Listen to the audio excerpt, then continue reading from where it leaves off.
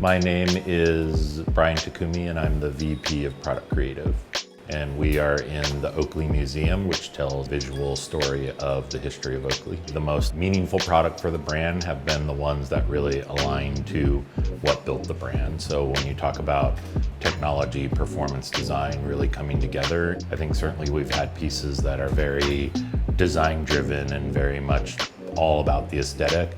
But the ones that are most meaningful are the ones that have had a fresh and unique look in terms of style and design, but have also had the level of performance that they could be used in sport too. From the start, Jim has always been about performance. Even as you go back to the original days of the grip, always having performance and technology in them, what were the possibilities of what we could do in optics and start to bring those technologies.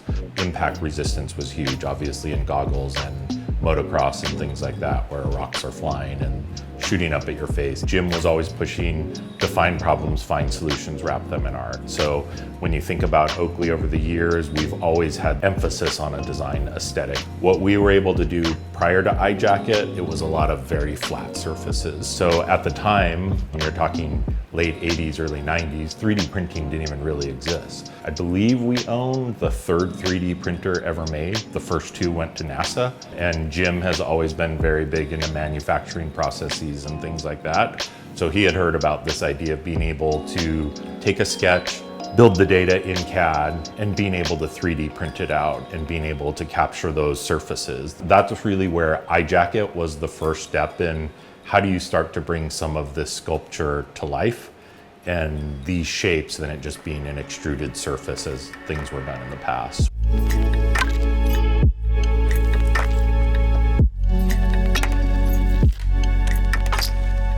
Size was using a lot of the California roots as an inspiration and this idea for a tie-dye collection.